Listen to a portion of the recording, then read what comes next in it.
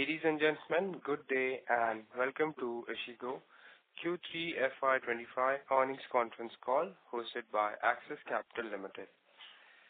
As a reminder, all participant lines will be in the listen-only mode and there will be an opportunity for you to ask questions after the presentation concludes. Should you need assistance during the conference call, please signal an operator by pressing the star, then 0 on your touchtone phone. Please note that this conference is being recorded. I now hand the conference over to Mr. Rohit Thorat from Axis Capital Limited. Thank you and over to you. Thank you, Steve. Good evening, everyone. On behalf of Axis Capital, I welcome you all to Ixigo's Q3 FY’25 earnings call. We have with us Mr. Alok Bajpai, Chairman, Managing Director and Group CEO, Mr. Rajnish Kumar, Director and Group Co-CEO, and Mr. Saurabh Devendra Singh, Group CFO. Before I hand over to Alok, I would like to highlight that the safe harbor statement on the second slide of the earnings presentation is assumed to be read and understood. Over to you, Alok. Thank you, Rohit. Good evening, everyone, and welcome to our Q3 FY’25 earnings call. We are very happy to report a super strong quarter in Q3 on the back of acceleration in our flights and buses business and a gain in market share in every line of business. Adding more fuel to our outperformance, the market was also stimulated by the rise of spiritual tourism, a stronger wedding season, and addition of some capacity. Though I will still give most of the credit for this growth to the superb execution by our team. We have broken all records on almost all fronts this quarter, with overall gross transaction value or GTV crossing rupees 4,036.3 crores this quarter, a 48% increase YOY, and our overall revenue from operations reaching 241.8 crores, a 42% increase YOY for Q3, and a sequential increase of 17% compared to Q2. Our flights and buses business have been the heroes of this growth, with flights GTV growing at over 73% YOY for Q3, and buses GTV growing at over 63% YOY, leading to market share gains. In fact, despite the change in advance reservation period from 120 days to 60 days by Indian Railways, which had a one-time negative impact on our train segment last quarter, train GTV has still grown at 27% YOY in Q3, and train revenue from operations has grown by 26% YOY. I'm glad to also share that we have gained market share within the rail segment among OTAs, with our estimated share now standing at about 58% as of end of December 2024, as against 52.4% in H1 of FY’24 and 42% at the end of FY’21, implying steady gains in market share year over year. We've also achieved our highest ever EBITDA and profit before taxes in Q3. In fact, our 9 months YTD EBITDA has doubled from rupees 34.3 crores to rupees 68.2 crores for 9 months ending December 24, maintaining a double-digit EBITDA margin. Saurabh will later elaborate further on our financial performance, but let me talk about the business growth. You may be wondering what has given Ixigo the ability to grow this fast in the OTA market.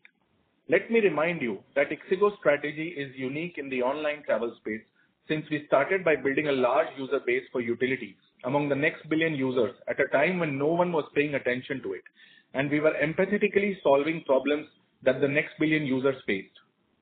Then we became transactional more recently and started selling tickets, ancillaries, and value-added services to those travelers.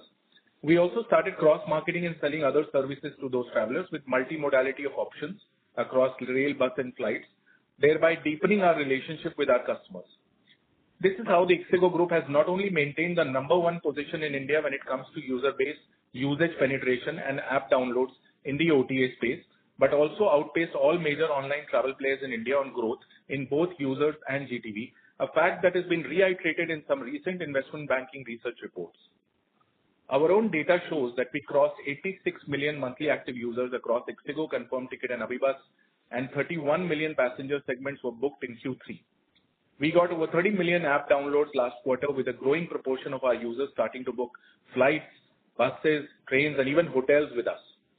In terms of flight transactions and revenue, we are the youngest flight OTA, and therefore we are growing from a lower market share than the incumbent. But given how fast we have grown in the last 3 quarters, we are now placed in the top 4 flight OTAs in India, basis our GTV and passenger segments. If we talk about buses, the overall market penetration is still pretty low at around 20%.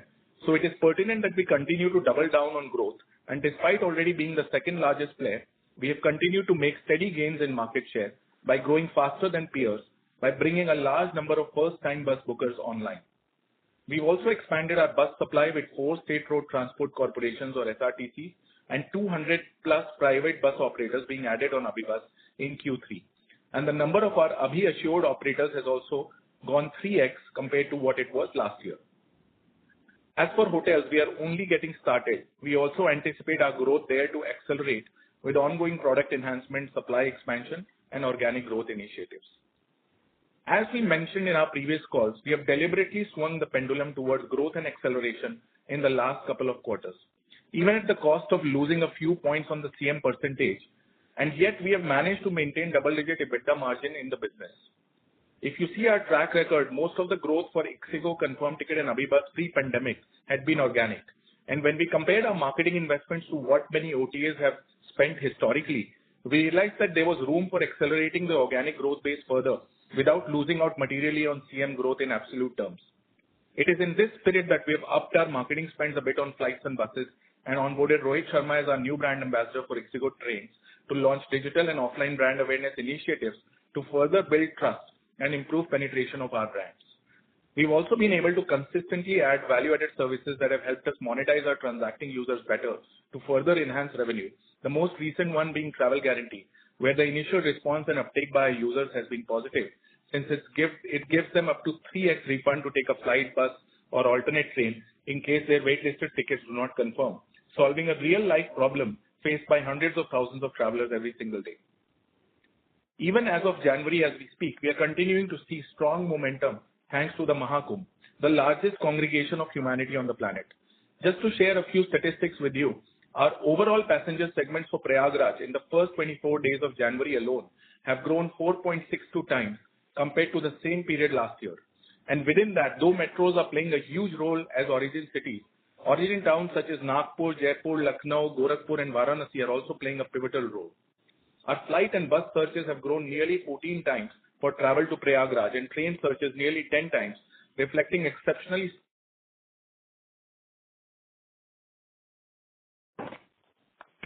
When we look at the kind of demographic that's traveling, the surprising fact we are noticing is that more people in the 20 to 25 age group are going to the Mahakumbh than in the 46 and above age group, implying that spiritual travel is not just a phenomenon for the older population, but increasingly being embraced by the youth of our country.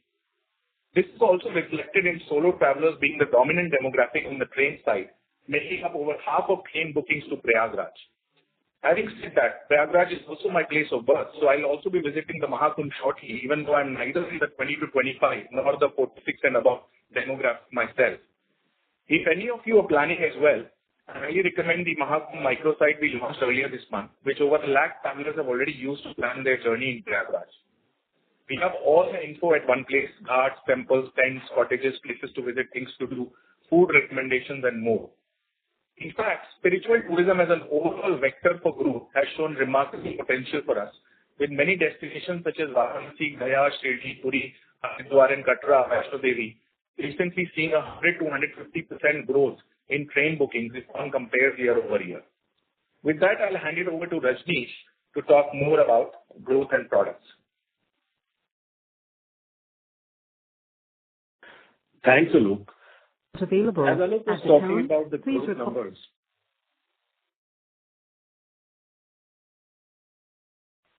Thanks, Alok. As Alok was talking about the growth numbers that various lines of businesses have been achieving, let me start by talking about what growth means to us and the quality of growth we intend to achieve. For us, sustainable growth has always been more important than just chasing growth at all costs. Sustainable growth comes from having a good product, providing a great customer experience to our users, and acquiring users at unit economics that are positive over the long term. Once retention and repeat behavior of our customers come in over and above the rapid organic growth, incremental spends on marketing deliver acceleration as well as better return on capital as we have seen over the last few quarters. Value-added services constitute an important part of our business, with our attach rate for all value-added services at 29.85% last quarter. On that front, we also launched Travel Guarantee last quarter. When people are booking a waitlisted train ticket with a high probability of confirmation and yet do not get a confirmed seat, it is the worst situation to be in as a traveler. Given one would have typically not made any alternate arrangements, last-minute fares for flights and buses can be quite high on popular routes, and even Tatkal train fares are typically higher than the regular fares. So when a traveler opts for a travel guaranteed ticket, we are not necessarily guaranteeing a confirmed seat on that train itself. But what we are guaranteeing is that if your ticket doesn't get confirmed, we'll give you enough money, so 3x of fare if you're booking a flight or bus, and 2x of the fare if you're booking another train, to make an alternate arrangement for yourself within the next 7 days. Since we have a lot of data on how waitlisted tickets move and get confirmed on various trains, we have a reasonable ability to control which tickets we show this option on and how to price it using our proprietary data science and AI models. On our bus business, we have revamped our operator-facing interface called Edge, and we have launched mobile version of the app for Edge for operators as well to track their performance, understanding their operations, and engage with their users. The team has also significantly improved our consumer app's performance and user experience, as well as integrated our AI chatbot Tara on the AbhiBus app, as a result of which the AbhiBus app rating on Android is now 4.8+, reflecting a strong improvement in overall NPS. For the group, Tara is now handling 1.59 million customer queries per quarter end-to-end without any human intervention across the group. This is almost like 92% of all our customers have post reach outs over chat. Let's move to the food delivery on trains business. Last quarter, we integrated Zoo, our latest acquisition, across Ixigo and Confirm Ticket apps, enabling our rail users to order food and get it delivered to their berth or seat. And we have seen decent growth in food orders. We're expanding the number of stations of our delivery staff, as well as signing up restaurants and chains at more stations. We are also learning ordering patterns to anticipate demand better and to identify what kind of supply expansion we need to enable more conversions. And most importantly, we are doing this while still maintaining profitability there. Let's talk a bit about hotels as well, where we are still in the early phase of product market fit and supply build out. As we discover pain areas that hotel bookers face in this industry, we are figuring out ways to solve them through better hotel ranking, NPS measurement, and data science in order to surface the right quality of supply to the users. Quarter-on-quarter growth, we are saying there is in double-digit percentage, and for now, we are only driving growth organically from our own existing user base across flights, trains, buses, etc. Our diversification narrative has become more compelling last quarter if you examine the contribution margin, with all three lines of businesses contributing more evenly in the mix. Trains constitutes 39%, buses constitutes 33%, and flights 27% of the overall contribution margin mix, making Ixigo a very well-diversified OTA. I would also like to talk about our technology and AI initiatives across the group. Recent developments in AI, including new DeepSeek model from China, have shown to the world that more powerful AI models will be available at a fraction of the current cost in the future. For travel companies, this suggests that the race isn't just about having AI capabilities, but about identifying customer pain areas and solving them with AI capabilities, creating user interfaces that make those capabilities indispensable to the users and to be able to distribute them at scale. At Ixigo, there's a transformation going on in how we use custom-built AI tools instead of manual operations for many of our day-to-day workflows. Our vision is to have more AI agents deployed across the organization that help increase observability and makes various operational tasks more automated and efficient. Also, in some areas, this requires re-engineering of our existing stacks, and hence some of these one-time investments will show up in operating leverage only over time, while others, which are ongoing ones, will lead to incremental NPS gains or conversion rate improvements for our existing lines of businesses and value-added services. An interesting observation to end this is that we've had in the NBU market, which is dominated by tier 2, 3, and 4 travelers, which forms the core of our business, we've also started to see material flight growth starting to come from tier 1 towns. Tier 1 to tier 1 flight passenger segments for us have grown with a similar momentum as our NBU flights, bookings over 68% year-on-year Q3, and we have seen our international flight segments growing at 61% year-on-year in Q3. With the deepening partnerships with international carriers, we expect improved supply and content even further on international flights in order to serve our Tier 1 users better. Handing it over to Saurabh now to talk about our financial highlights. Good morning, afternoon, evening, everyone. I truly appreciate your presence today, and I extend a special thanks to those joining from time zones where it's still or already night. Now, as we come together to reflect on the third quarter of FY'25, it's tempting to get lost in the maze of numbers and percentage. Yet, we must pause and appreciate the broader journey we are on. A journey defined by empathy, resilience, innovation, and a shared vision. This quarter represents both a milestone and a stepping stone in our ongoing journey. It's a testament to our collective efforts and an indicator of the path yet to be explored. We faced challenges, celebrated triumphs, and embraced changes, all the while staying true to our core values. Now, each figure we discuss today is more than just a statistic. It's a snapshot of our dedication and transformative impact we are making in the lives of our customers and also within our industry. Now, for clarity and efficiency, I will use rupees crore as a unit of reporting unless mentioned otherwise. Regarding the mention of periods and year-over-year YOY changes, I'll be referencing to the year shift from Q3 FY'24 to Q3 FY'25, again, unless otherwise specified. At the heart of our journey lies gross transaction value, or GTV, a powerful barometer on how well our offerings resonate with those whom we serve. For a company at our unique stage of evolution, experiencing healthy growth in this metric isn't just beneficial, it's vital to our forward momentum. Year over year, our GTV has increased by 48% to 4,036.3 crore.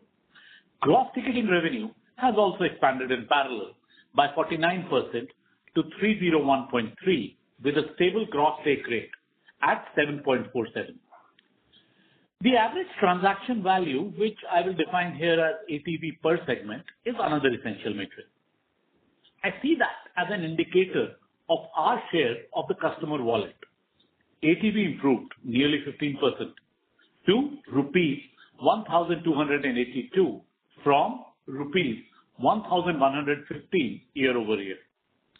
Revenue from operations, which is gross revenue after removing the discount and including other operating income, rose by 42% to 241.8, up from 170.5.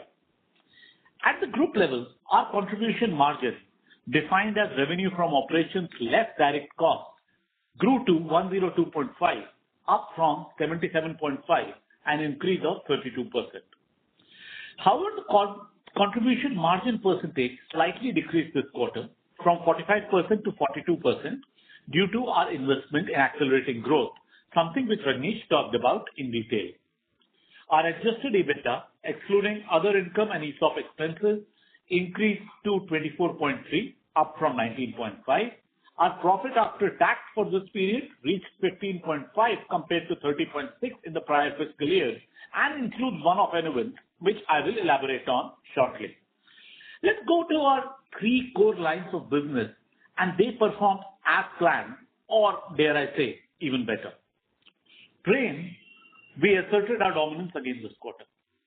In Q3 FY'25, we booked 2.4 crore segments, marking a 21% YOY increase, generating a GTV of 1,828.3, up by around 27%. Revenue from operation reached 119.7, with a contribution margin of 39.9 at a contribution margin percentage of 33%. Now, this accounted for 39% of our contribution margin. Our bus business continues its encouraging growth journey. In Q3 FY'25, it booked 0.5 crore passenger segment, produced a GTV of 494.6. This translates to a 64% growth in segment and a 63% higher GTV compared to Q3 FY'24. The contribution margin surged by 48% YOY to 34.3% at a contribution margin percentage of 66%, a slight fall from 68% last year, as we mentioned and guided to, enhancing the bus line share of group GTV to 12% and increasing its share in overall contribution margin to 33%. In flights, we invested in growth. This quarter, we booked 0.24 crore segments at a GTV of 1682.6, reflecting a 73% YOY increase. The contribution margin for flights grew by 42% to 27.3 at a contribution margin percentage of 40%, with flights now contributing 42% to the group GTV and 27% to the group contribution margin. This number has also increased from 24.81% of the group contribution margin last year. Finally, as promised, I want to discuss some unique factors impacting this quarter. Our share of loss from our associate FreshBus was 1.9 crore compared to a loss of 2.1 crore in Q3 FY'24. Tax expenses shifted from a credit of 16.7 crore last year to an expense of 5.9 crore this year, largely due to deferred tax credit reversal. Now, while we've achieved significant milestones, as Alok and Rajneesh highlighted in the call today, our journey is just beginning. To quote one of my favorite Urdu poets, Mirza Asadullah Khan Ghalib, हजारों ख्वाहिशें ऐसी कि हर ख्वाहिश पे दम निकले, बहुत निकले मेरे अरमान, लेकिन फिर भी कम निकले. Over the past years, we have fulfilled a number of our dreams, but many more are yet to be fulfilled. With that, I'll hand it back to the moderator for Q&A. Thank you very much. We will now begin the question and answer session. Anyone who wishes to ask a question may press star and 1 on their touchtone telephone. If you wish to remove yourself from the question queue, you may press star and 2. Participants are requested to use handset while asking a question. Ladies and gentlemen, we will wait for a moment while the question queue assembles.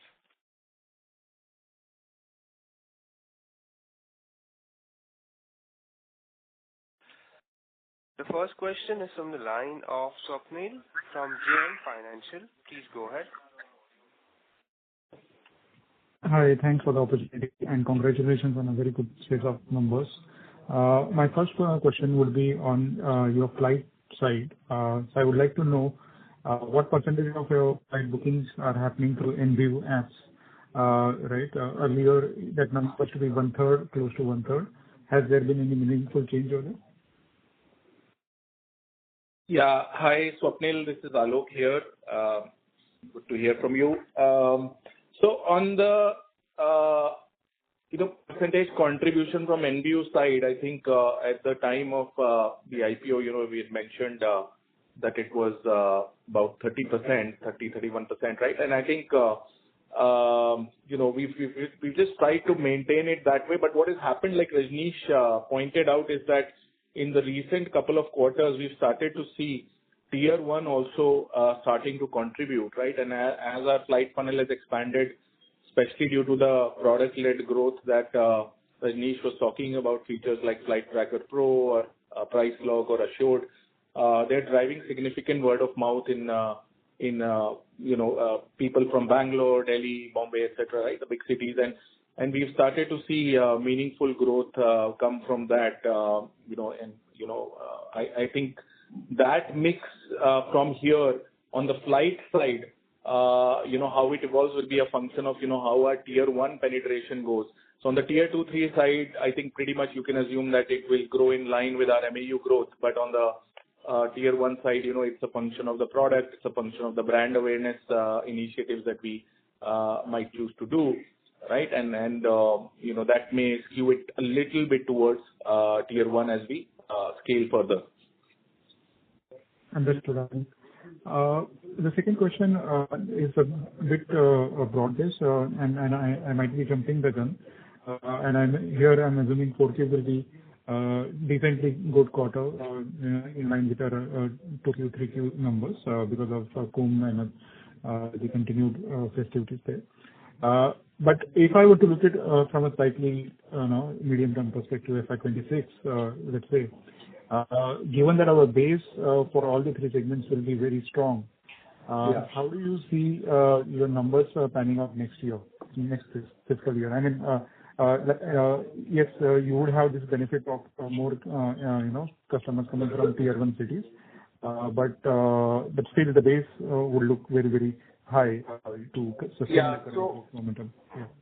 Yeah, great question. I think, look, if you had asked this question 1 year back and, I don't think I would have told you that we would grow flight GTV at 70% plus. So I think we've managed to surprise ourselves, and I think I give a lot of credit on that to the hard work of the team, the product, the tech behind the scenes, which, small things like how fast our search results load or how fast, your booking confirmation comes, or the fact that your boarding pass comes seamlessly, on WhatsApp and you get checked in automatically, and bunch of things that we've done there, which are pretty much industry first, right? I think, I think the impact of those is harder to sort of preempt and talk about because, we invest in these initiatives not with some kind of explicit growth assumption around them, but essentially implicitly assuming that it will improve the experience and therefore the NPS and the rating, and therefore will accelerate the organic growth. So you can assume that we continue doubling down on such product initiatives, and I'll let Rajnish talk more about this. But the base effect that you're talking about, right? I think if you zoom out and see today our market share is still, we are the fourth largest OTA from GTV or passenger segment perspective. So I think our market share is still not that big compared to some of the incumbents and on the flight side. So I think there is still scope to continue accelerating this growth, given that when you compare our MAUs with any other OTAs, right? We are the number one on MAUs, but not yet, let's say, in the top three on the flight side. Can we get there faster? I think we can, because we have the kind of growth in terms of quality of growth, right? Which allows us to also sell flights, also sell hotels and other meaningful products, and not just trains and buses, right? So, Rajnish, if you want to add anything to that,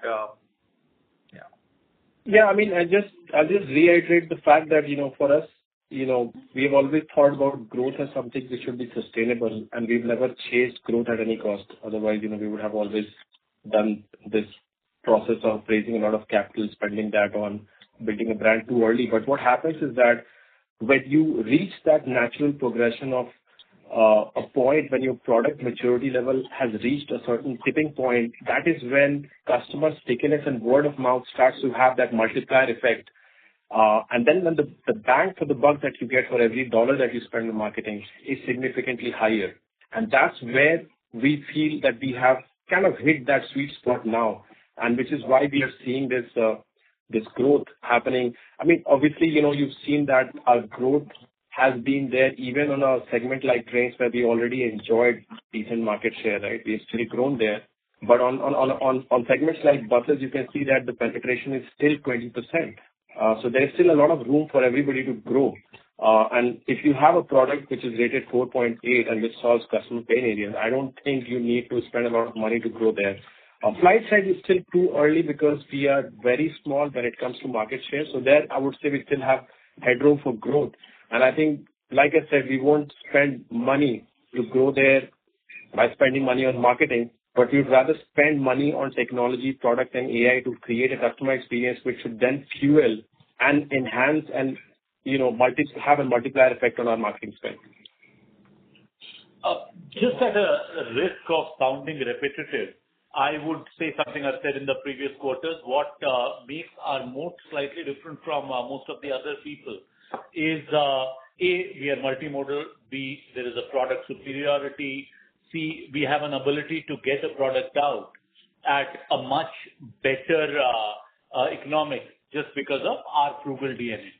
So all of it combined, I think it's a going forward, you talk about a year, I think even 3 years from now, we'll still be scratching the surface of where or what we can be. Understood. So, just a related question to that. You touched upon some investments towards technology, and I can clearly see that your technology costs have grown more than 50% this, year on year, if you look at it that way. And then, so can you just call out any specific investments that you're making on that side? I mean, I understand AI chatbots and those things are definitely one of them, but in particular, any cloud-related investments or any other, to better help us understand the investments you're making on technology. Yeah, sure. I mean, see, some of these investments in technology and AI initiatives, it's hard to figure out what kind of impact it will create in the future, because if you think about what's happening today in terms of technology, the world is sitting at an inflection point. And I think with all these advancements that are happening, if you do not invest in this technology, and if you do not protect yourself from that disruption, I think the risks are much higher than that. So these investments that we are making in AI and technology, I think these would probably have a much, much bigger upside in the future than you see right now. And we talked about these things like, our vision is to create, internally we have AI efficiency as a focus area where we are creating the vision of having agents across the organization that help increase observability and efficiency across all the operational tasks that people are performing and make them automated and efficient, right? Obviously, all these things will require us to completely re-architect the way we have been conducting business and operations in the past, and do that on the back of this new tech that has come, right? So this investment is what will show up, obviously, as a cost item. And obviously, there's investment that is happening on a new vertical, which is still in build-out phase, which is hotels, right? So I would still guide for this investment to be there for the next few quarters, and it might take a few percentage points away from, the CM that we are generating. But I think this is for the greater benefit in the future. Understood. Just a last question. So we had acquired Zoop, last quarter. You mentioned about that. So first of all, I would like to understand, how do we consolidate Zoop's numbers? Do you consolidate in trend segment, or you show it in others? And any benefit that you would have got in this particular quarter? So, Swapnil, it comes in others. We'll, at a point of time when it's big enough, we'll move it out. And it's a different segment, and we feel that it's early days as of right now. What we are seeing in terms of the integration, the response initially has been very, very impressive. Even though, remember, when we see of it as a product, we are just about starting it. So the thing is not just having it in our funnel. The thing is about finding the user issues, solving those problems, trying to predict this better. So it's still early stages, but yes, it shows in others. Okay. Thanks a lot, Saurabh, and all the best, guys. Very solid numbers. Hope you continue to do so. Thanks a lot. Thank you. The next question is from the line of Anmol Garg from DAM Capital. Please go ahead. Yeah, hi. Thanks for the opportunity. And a couple of questions. Firstly, if I look at our monthly 9-month monthly active users for 9 months, then that has not increased much. However, our monthly transacting users have increased very strongly. So, wanted to understand that going ahead, would our marketing spends would be targeted more towards conversions, or would we want to have more broad-based marketing spends to increase the number of active users? Hi, Anmol. Excellent question. I think, if you think about our annual active users, right, when you look at last year's numbers, right, that was, almost half of all the internet population of India, which means almost 1 out of 2 people who are on the internet used at least one of our services or one of our websites, at least once. And so, we are already at a point where like 80 plus million MAUs. I don't know how many internet properties would have that kind of scale. And we are not a horizontal property, right? We're a vertical property in that sense. And I think our focus as a team is because a lot of this is coming organically, right? So our focus as a team when we do marketing is not as much as driving MAU growth as the output metric, but really about seeing how we can drive up conversions, how we could look at app installs from the relevant user base, right? Those are the kind of things that we optimize our campaigns for. And I think broadly in the long term, you want to acquire high quality users who come and do high frequency repeat purchases, right, with you. So in any of the verticals where we spend money on marketing, right, that's the kind of approach that the team follows. And we are very pertinent about looking at CAC and LTV and making sure that most of the marketing acquisition we do right from the second transaction itself, right, we are able to get back the kind of money that we are spending to acquire those users, right? So in that sense, we will keep scaling those initiatives in line with where we see better bang for the buck, right? When it comes to online spend. When it comes to offline spend, it's very discretionary. So there could be some, kind of quarters where we choose to spend more, or when we, let's say, last quarter when we took on board Rohit Sharma as a celebrity and we started doing some 360-degree campaign in certain regions, right? I think, again, there could be some offline, some online in that mix. But the objective there is to stay within the guardrail. And maybe, Saurabh, you want to talk about what kind of guardrails we maintain? Hi. What I just want to say that is that we are extremely prudent in our approach, and usually when we see customer inducement cost, so this is not a guidance, this is how we think of it internally. We would look at it as wanting it to be around 3.5%, which is a combination of discount plus branding plus performance. And what we would also do is that we would have metrics to check the return on each kind of investment and remain around that. So we would be cautious on that too. Understood. So if I have to think more from a broader perspective, should we assume that our ad spends, which are currently at around 8.5% of revenues, would increase, and we'll get maybe leverage benefits from employee or maybe other expenses?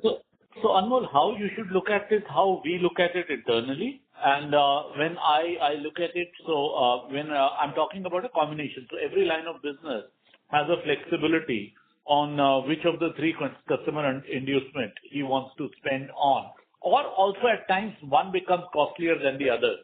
So we play around, we are strategically looking at it, but how I would look at it if I was you was taking it as a percentage of GTV and saying that broadly the combination of three should be around 3.5%. Again, I'm saying that this is not a guidance, this is how we think. And there might be opportunities where we might go one way or the other, but broadly, this is the number unless we find something extraordinary either way where we would want to be. Understood. Secondly, wanted to understand our overall strategy on the bus business. So while we have done excellent growth in this quarter, just wanted to understand that how are you looking this business in terms of our market share expansion, particularly in the northern and western part of the India, and how do you see? What I wanted to understand is that in this particular business, should we expect higher ad spends going ahead, or what is the other strategy that you are building up?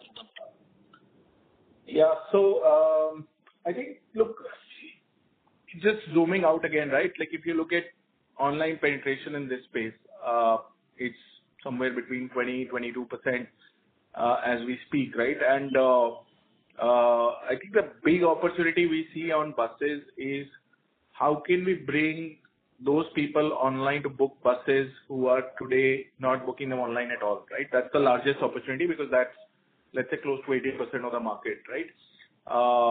And then step two is, those people who may not be using us, if they're online, can we make them aware that, we are a great product for, the highest NPS product, no doubt. 4.8 app rating with that scale of reviews and downloads is very, very hard to do if you ask any practitioner in our space. But essentially, to do that, we have to have obviously selection, which means we need to have all the operators that matter. And let me assure you that, on that, we would compare with anyone out there in terms of the kind of supply that we've built. And we keep expanding that. I just mentioned that last quarter we've added 200 more private operators and a bunch of more SRTCs. So our objective is to have, all the supply that is possible to have in terms of bringing them online. But we have again a guardrail around quality. So what we don't want is to bring on an operator who's not able to service our customer with the kind of expectation of customer service and quality of bus, etc., that we desire, right? So we will be very prudent about not bringing on operators who will reduce our NPS and making sure that we onboard operators who are likely to bring on better quality assets, etc. Now, two things are driving the growth there. One is there's a proliferation of new age bus operators out there. Multiple of them, and we could name a few, but Fresh Bus, which is doing EV buses, which we also have a minority investment in. Players like Zing Bus or Intercity, all these players obviously are growing and expanding, and some of them have raised more capital. So I think in that sense, and then FlixBus entered the market. So in that sense, supply expansion is happening. And similarly, SRTCs are also upgrading the quality of their assets and bringing on new assets. At least 3 SRTCs in South have started adding electric vehicles as well. So, all that is helping with this growth. Last but not the least, spiritual tourism, which I mentioned earlier. On that, I just wanted to share that the stat on buses was most staggering. Prayagraj, which again is in the north, right? We saw an almost 14 times increase in bus booking YOY, towards Prayagraj, thanks to the Mahakumbh, right?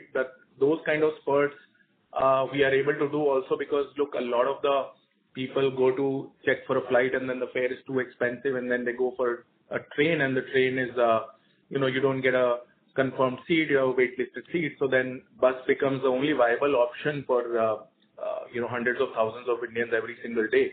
And tapping into that demand is easier for a player like Ixigo to do. And that is why you see us growing faster than the overall market, probably growing twice the velocity of the incumbent here. What also many people don't understand, and which is where the uniqueness, and I think what Alok had mentioned in his speech about the searches becomes very important, because what happens is there are a lot of people who don't realize how good buses have become now as compared to, say, 10 years earlier. So what, say, products like TG do for us is they allow people to experience buses if they don't get a particular mode of transport. So what you have is we are exposing people to newer ways. And the other thing is, as Alok mentioned, you're talking about north, you're talking about a route in north doing well, and that helping buses. Yeah, and Rajneesh, maybe you want to add something there? I think there are two things here. One is, obviously, like we said, there is a lot of room for everybody to grow, right? 20% penetration, etc. But the other thing is that most of the growth that we expect should come mostly from investment in product and solving customer pain areas. I think you would have seen, we announced recently, in this call itself, I mentioned about 4.8 plus rating on the NPS side. It's not so easy to achieve a rating of 4.8 on Android as a travel app with that scale of users, etc. And this is a testament of how good the customer experience has to be to reach that kind of FPS levels. And I think this is where, the word of mouth growth that kind of aids organic growth and kind of, accelerates your spends on marketing as well happens. And I think this is the most sustainable way of growing. Obviously, you need to make sure that you have the right kind of product supplies and relationships at the back end, which our team is working on, and we are making sure that we have the right kind of operators and suppliers.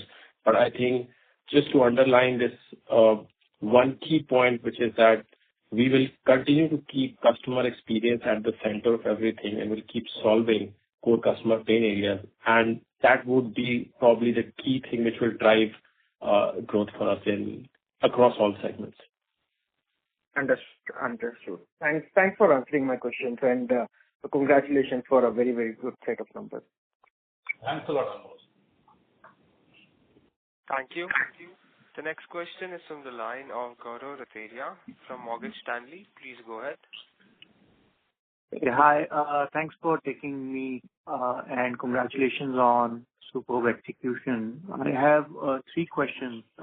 First, if you could lay down, what's happening on the competition side in the flight ticketing business, in terms of competition from airlines, competition from other OTAs, who's losing share, who's gaining share, just the landscape part of it. The second question is, if you could help us understand your strategy around hotel business, how you're gonna build that business. And lastly, you did touch upon the technology investments, especially in AI. If you could peel off some of the layers of what these investments are looking like, and what it will mean or how will it manifest in the form of product enhancements, etc. Will it be more like an incremental change? Will it be more like a dramatic change on product? So that those color will be very helpful. Thank you. Yeah. Hi, Gaurav. Good to see you on the call. Alok here. Just on the first question, which was around flights. Look, we have a very different philosophy with respect to how we look at competition, because I don't think we are tracking like who's gaining share, who's losing share. I think we're just trying to do a decent job at getting the product experience right and trying to expose flights as an option to millions of users out there who still don't look at that option. I mean, 4% of Indians fly, right? And I think if that number has to move up, it has to come from people who today are taking a train or a bus instead. And, just on that singular insight, we still have a lot of work to do as a company. I mean, the blessing we do have is that we have a lot more users than any other company in this space, right? So, if there's a company which has a right to grow faster, it has to be us, because we are sitting on that large user base that may still not be flying yet, right? And of course, even in tier 1 towns, there's some spillover growth coming largely. Not that we are doing anything beyond building a great product, right? Like in that sense, none of our marketing initiatives are, particularly targeting tier 1 towns, etc. But we are seeing, I keep meeting people at industry events who are using us because they love the product, right? So in that sense, we are seeing people, move to us just because of certain things on the product that they love or certain things on our customer service that they love. I mean, look, our refund times, we believe, are one of the best. We don't know what the others actually have because nobody discloses that. But, if you look at our average refund time of just over 3 hours, right, that's one of the big pains we keep hearing time and again from people. And then we keep hearing that it's hard to get through to call centers, for OTAs. And again, we decided to publish what percentage of calls we pick up, within 2 minutes. And in that sense, again, we are disclosing that every quarter, and that numbers keep moving up, right? So I think the last we disclosed is around 94%, which is up from 92%. So I think these are the things we worry more about. I think if we keep executing well, hopefully we do keep gaining share on flight side. On hotels, like Rajnish and I mentioned, I think it's very early days, right? So I wish I could talk a lot about it, but honestly, like, we're in the product market fit discovery phase, and getting the supply right, getting a lot of the content right, understanding how the ranking works. It's a complex space, right? It's not as simple as transportation. So So we know it's going to be a long journey. I mean, trains took us 10 years to crack, right? I don't think we're going to crack hotels in a year, right? So in that sense, we are seeing month-on-month growth. We are seeing quarter-on-quarter growth there, but of a much smaller base, obviously. But it's going to take a few quarters to start talking more about this. And the last question I will defer to Rajneesh on the tech and AI piece. Yeah, I mean, just to close out the hotels question, we mentioned that we will solve it in the exact same way like we solve the other problems of train travelers and flight travelers and bus travelers. So, which is by understanding their pain areas and creating a product which solves those pain areas. So we still in that product market fit phase, build out phase where we're building the right product, right supplies, etc. The advantage we have, and that's the only thing I wanted to highlight here before I move to the next question, is that we have massive distribution, right? And I think this is one of the advantages of kind of introducing a product that is out there for users who just need to be introduced to these products, like entering into a mall and discovering a new section, right?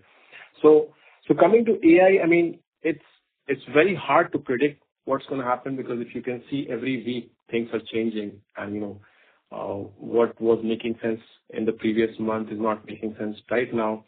But if you look at some of the current developments around OpenAI's operator or DeepSeek, etc., you'll see that it's like a full circle moment for those of us who've seen the travel tech space for a while. We had demonstrated Tara at Focusrite in 2017, where we envisioned a future where voice interfaces would seemingly connect with AI seamlessly and create a customer interface which would remove all the clutter of travel complexity, right?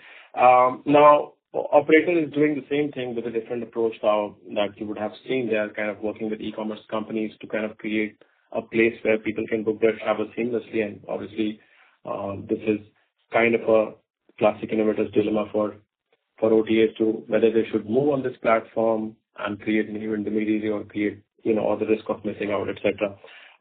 But ultimately, if you look at whether it is ChatGPT or DeepSeek, etc., like all these guys, the underlying AI capabilities for most of them were very similar, right? There were a lot of companies out there who had similar capabilities. But the reason why ChatGPT became big is because they figured out user interface lock-in much earlier. They were more customer-centric in their approach. And so they were the first ones to launch an app for an AI-driven technology. And so they created massive distribution with a product which was not too superior compared to some of the other products out there. Now, what this suggests is that, just the technical capability is not enough to create market dominance by creating distribution. What you need to have is the ability to understand customer pain areas and problems and create interfaces and create interface lock-in, which makes those capabilities indispensable for users. And that's how you create massive distribution and moat in the process, not by having a technology, right? Thank you very much. Thanks. Thank you. The next question is from the line of Shaksham from Axis Capital. Please go ahead. Yeah, hi, good evening. Thanks for the opportunity. Congratulations on good set of numbers. My first question is just a follow-up on one of the initial questions. So within flights, the growth has come from in the quarter from Tier 1 users as well, where some of the drivers has been growth from international markets. So maybe can you give some more colors on some of the initiatives that the company is doing within this space to expand international? And do we see this growth being sustainable coming from Tier 1 space as well as international markets? The second question is around, we keep talking about Ixigo having the highest user base in terms of targeting the next billion users and expecting the next billion users to incrementally increase travel spend and the company benefiting from there. So what are some of the key challenges that the company sees in this space? So maybe is it a case of, let's say, in the longer term perspective, we zoom out, some of the competition also targeting the same space. So what are some initiative strategic thoughts that the company is doing to maybe keep those customers? Some color on that would be really helpful. Sure. Saksham, the first question, which was around international flights and the ability to sort of grow in tier one markets, if I read the question correctly. I think on that, like, if you just look at, if you rewind a few years, right? Like we started first as a train utility app, and then became a train OTA, and then flight OTA we became much later, right? And just after COVID is when we actually got started on the flight OTA journey. So in that sense, you can say that we are a 4.5-year-old kind of a flight OTA, right? And in that, obviously domestic was the early focus, but international, where you need GDS integrations and multiple international airlines to sign up commercially with you, is something that we've been obviously doubling down on in the last couple of years. I mean, and last couple of quarters even more so, right? The other thing is that we've been obviously enhancing some of the features that make more sense for international travels. For example, Ixigo Assured is now available on international routes as well. Similarly, we have other such features, for example, Flight Tracker Pro, right? Price Lock. These kind of features are also now being exposed to international users, right? And I think as we roll out these features, some of which are industry first or better than what's out there, I think we are seeing the word of mouth and what Rajnish talked about, right? Product-led growth, word of mouth growth sort of kicking in. And once you hit a critical mass, right? We saw this in trains, right? Like you hit a critical mass of users, and you suddenly have people sitting opposite you in the coach actually talking about what app they use, and you start seeing the trickle down of that also accelerating your growth, right? So some of that we've started to see very recently on the flight side, where a few people were talking to each other, might say, hey, this is an app that I've switched to now because it's way better, and it does create that buzz. And that's happening now in tier one. So tier 2, 3, because we already had the reach, was not a big challenge for us to grow in, but tier 1 is exciting to see, and obviously we'll see how we could continue growing that. Again, competition, we don't really spend too much time thinking or worrying or looking at, because ultimately, right, if we treat our customers well and we give them a great post-booking experience, there's no reason why they would switch out from us. Only if we let them down will they actually do that. So I think we're just focused on not screwing up, if I had to put it that way. That's pretty hard to do in this vertical, as you would have seen as a end consumer, right? So I think we just focus around that. And maybe Rajnish, if you want to add anything on the flight side. Yeah, I mean, I think I just want to add one thing on competition, that we do get this question asked a lot, right? Whether somebody could copy us, and my answer to them is that of course they can. Anything can be copied today, right? Like anybody can copy anything, and especially when technology has been commoditized. But we don't really worry about that, and I'll tell you why. Because eventually what happens is that if your core focus and culture and DNA is about customer obsession and solving customer problems, then you always have your ears to the ground. You'll be listening to your customers, and you'll be finding those problems before anybody else can find. Now, from that point onwards, it's just a matter of having the courage to solve those problems before anybody else does, right? And that requires that vision to say that, I'm willing to invest in something right now that will only give me benefits later on. So sometimes, it's not about solving a problem. It's more about solving the right problem at the right time. And that's what innovation is all about. When you do that, you're always ahead of others, and others can copy you, but they'll always be behind you. And I think when somebody copies you, I think this is the most flattering thing you can see, right, for yourself. Sure. Thank you. Congratulations and all the best again. Thanks. Thank you. As there are no further questions from the participants, I now hand the conference over to the management for their closing comments. Thank you very much. In closing, I just want to say that it took us almost 16 years to get to our first billion run rate of GTV, but it has taken us less than 2 years to get to close to 2 billion GTV ARR, right? And I think that reflects the power of thinking long term and thinking of businesses more like a marathon than a sprint. And with that, I would like to thank everybody who's joined us today. Take care and keep traveling. On behalf of Axis Capital Limited, that concludes this conference. Thank you for joining us, and you may now disconnect your lines.